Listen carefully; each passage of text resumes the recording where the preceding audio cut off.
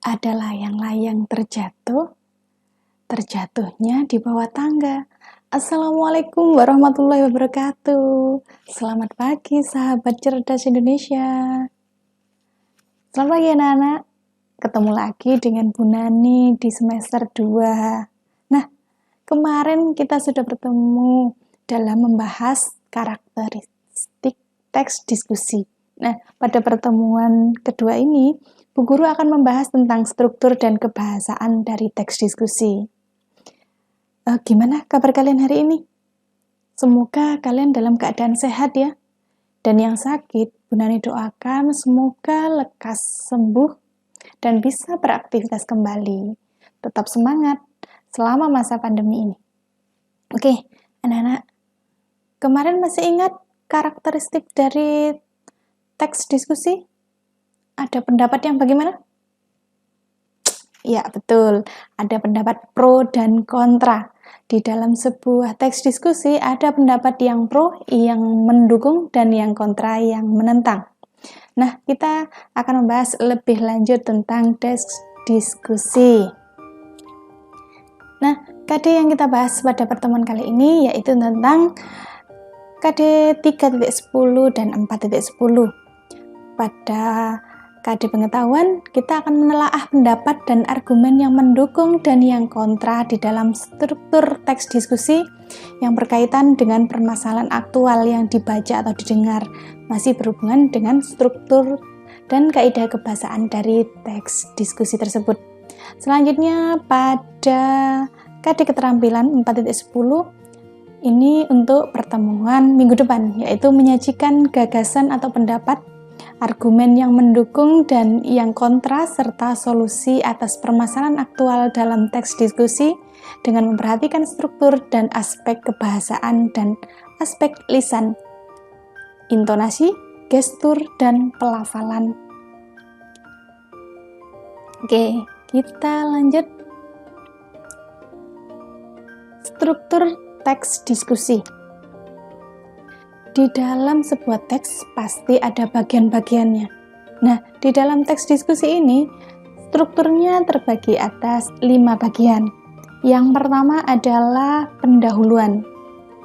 Pendahuluan, kemudian ada gagasan utama, bagian ketiga alasan dan bukti pendukung, yang keempat alasan dan bukti pendukung lainnya, yang kelima adalah simpulan. Nah, di dalam bagian yang pertama, pendahuluan. Pendahuluan ini adalah isu yang ditampilkan atau yang dibicarakan di dalam teks diskusi tersebut. Isunya tentang apa sih? Yang dibahas itu apa? Selanjutnya, bagian yang kedua yaitu gagasan utama. Gagasan utama artinya pikiran utama atau pikiran pokok yang menjiwai atau yang dibahas di dalam teks diskusi tersebut. Semisal tentang penggunaan internet. Nah, penggunaan internet itu berdampak positif dan negatif. Itu gagasan utamanya. Apa positifnya, apa negatifnya, itu akan dibahas di bagian selanjutnya, yaitu ada alasan dan bukti pendukung. Loh, kenapa Bu? Bagian ketiga dan 4 hampir sama? Ya, hampir sama, tetapi karena teks diskusi itu cirinya ada kalimat yang mendukung, ada pendapat yang mendukung, ada pendapat yang menentang. Jadi ada 2 bagian. Yang bagian pertama adalah alasan dan bukti pendukung. Bisa yang mendukung. Kalau yang bagian ketiga mendukung, berarti yang keempat itu yang menentang, yang kontra. Yang bagian terakhir yaitu simpulan. Kita menarik inti tentang pembicaraan atau pokok pikiran yang dibahas di dalam teks diskusi tersebut. Masih belum paham? Kita langsung cek ke contoh teks diskusi secara langsung supaya kalian tentunya lebih bisa memahami tentang struktur dari teks diskusi. Nah, ini Bu Guru ngambil dari buku Fokus kelas 9. Ini ada sebuah teks diskusi yang berjudul Internet sebagai Media Pembelajaran. Nah, teks ini sangat cocok dengan kondisi pandemi seperti sekarang ini. Kita tidak bisa lepas dari yang nama internet. Nah, internet ini ada yang setuju kalau digunakan sebagai media pembelajaran, ada yang tidak. Nah, kita bahas lebih lanjut. Bagian yang pertama itu disebut pendahuluan. Nah, kita membahas tentang internet. Apa sih internet? Internet itu merupakan jaringan yang dapat digunakan untuk menghubungkan komputer satu dengan lainnya dengan menggunakan sebuah sistem. Itu pendahuluan isu yang akan dibahas di dalam teks diskusi ini tentang internet. Nah, ini ada pengertian dari internet. Selanjutnya kita menuju ke bagian yang kedua, yaitu gagasan utama. Dengan internet, semua pekerjaan akan mudah dan cepat dilakukan. Dalam pendidikan, internet menjadi dilema untuk digunakan.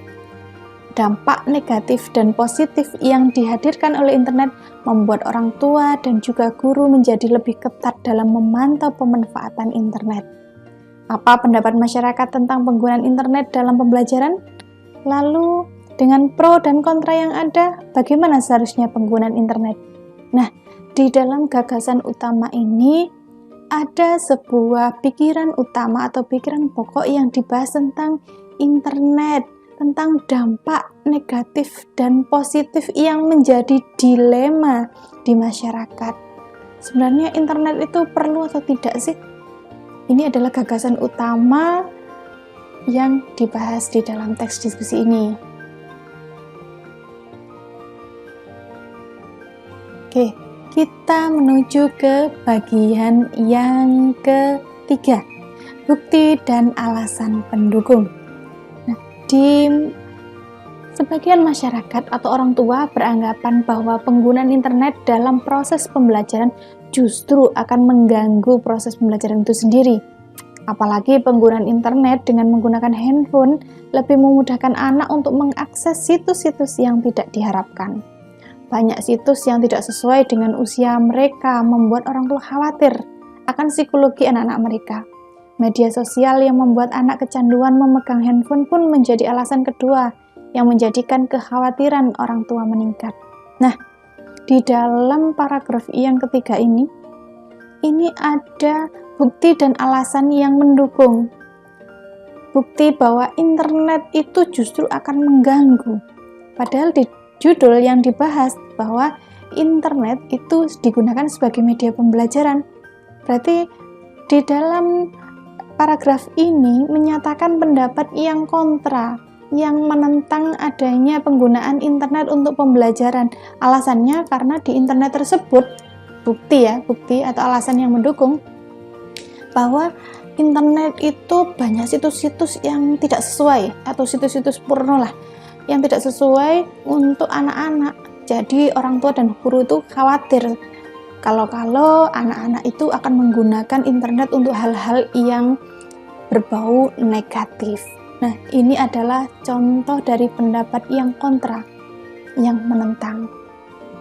Nah, sekarang kita lanjut ke bagian selanjutnya. Bukti dan alasan pendukung. Masih seperti ini. Pada bagian ini ada sebuah paragraf. Dengan menggunakan internet, semua situs dan sosial media membuat anak cenderung cuek, apatis dengan lingkungan sekitar, dan tidak bersosialisasi. Alasan lain yang muncul adalah ketakutan orang tua di mana anak-anak menjadi korban perdagangan manusia dan kasus penipuan. Orang tua maupun guru memiliki keterbatasan dalam pengecekan setiap handphone yang digunakan oleh siswa. Tidak hanya itu, dampak lain yang ditimbulkan oleh penggunaan internet dalam pembelajaran adalah membuat anak-anak menjadi lebih malas membaca buku pengetahuan. Menurut mereka, informasi tidak hanya didapat dari internet, melainkan dapat juga diambil dari buku, majalah, surat kabar, dan televisi. Nah, menurut kalian, ini termasuk pendapat pro atau kontra? Iya, betul. Ini masih merupakan pendapat yang kontra, yang menentang. Masih sama dengan paragraf sebelumnya. Paragraf ini terdapat pendapat yang kontra, yang menentang bahwa ketakutan orang tua dan guru pada penggunaan internet untuk siswa itu takutnya disalahgunakan. Bahkan ada kasus penipuan lewat media sosial. Ada yang berkenalan di Facebook, kemudian ternyata penipuan, diculik, dan lain sebagainya. Itu adalah ketakutan-ketakutan orang tua dan guru. Ini termasuk pendapat kontra. Kita lanjut ke paragraf selanjutnya. paragraf ini berisi, namun menurut sebagian masyarakat lainnya, penggunaan internet justru menjadi nilai anak-anak mereka meningkat. Penggunaan internet membantu anak-anak menemukan referensi tugas-tugas di sekolah. Tugas anak menjadi lebih mudah dan cepat diselesaikan. Selain itu, penggunaan global mereka menjadi lebih luas, tidak hanya sekadar membaca buku saja. Anak-anak lebih mandiri dalam mengakses internet kapan saja dan di mana saja. Dampak positif lainnya adalah mendekatkan yang jauh agar lancar berkomunikasi. Nah, di dalam teks ini, di dalam teks ini ada kalimat ini. Sebagian masyarakat lainnya, penggunaan internet justru menjadikan nilai anak-anak mereka meningkat. Nah, ini justru pendapat yang mendukung bahwa internet sebagai media pembelajaran memberikan dampak positif.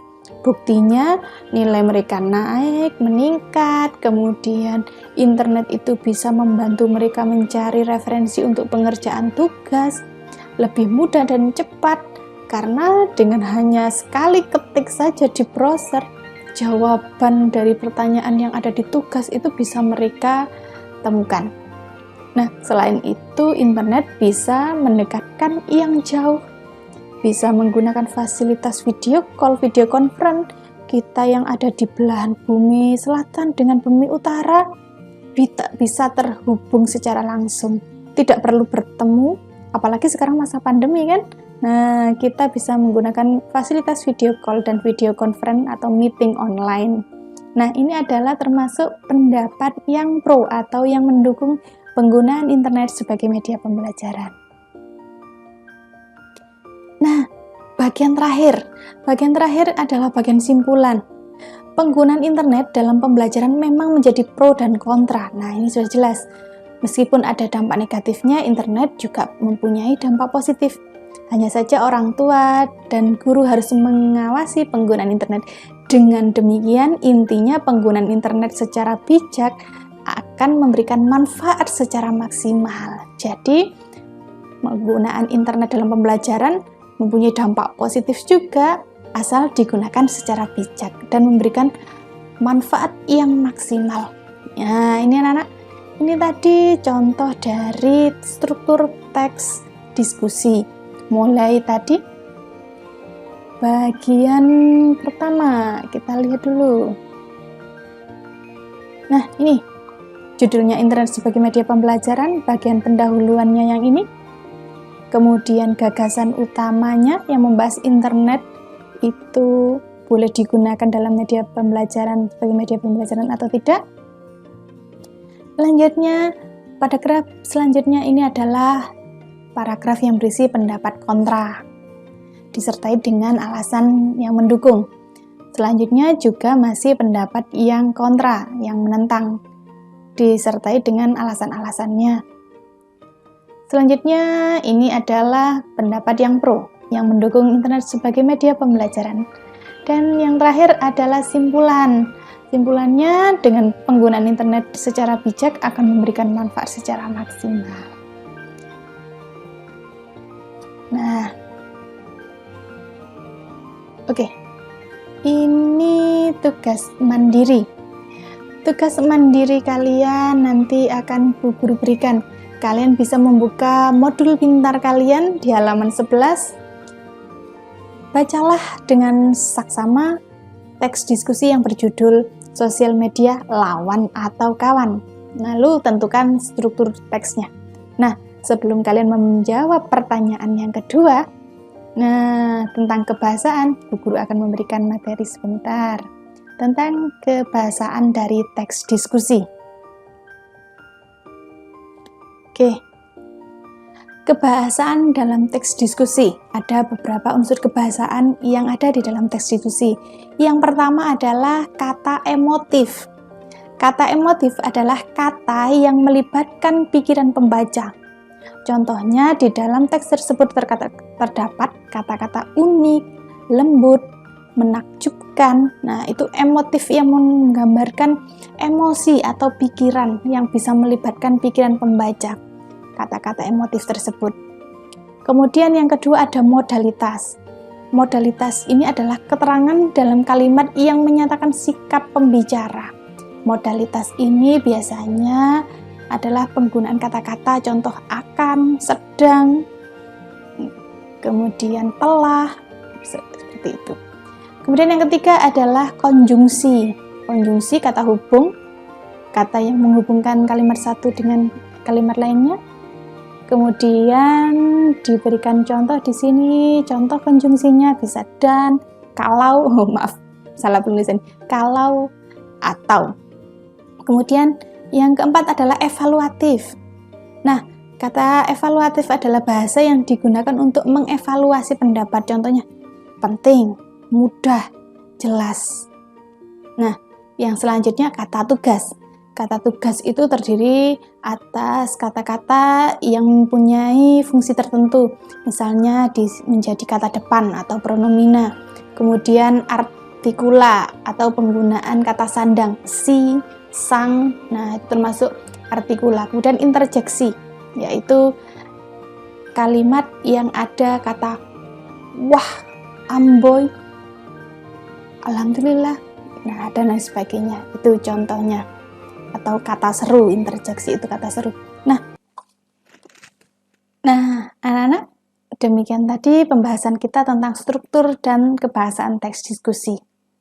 Nanti kalau ada pertanyaan langsung bisa chatting Bu Guru di WA, baik itu di grup maupun Japri. Oke, jangan lupa materi ini sudah Bu Guru tulis atau Bu Guru bentuk dalam bentuk flipbook yang ada di kolom deskripsi. Silakan kalian download di situ untuk sebagai bahan referensi. Kalian juga harus membaca buku-buku referensi tentang teks diskusi yang sudah kalian pegang. Ada buku paket, kemudian ada buku-buku pengayaan yang lain. Oke? Burung Irian, burung cendrawasih, cukup sekian, terima kasih. Wassalamualaikum warahmatullahi wabarakatuh.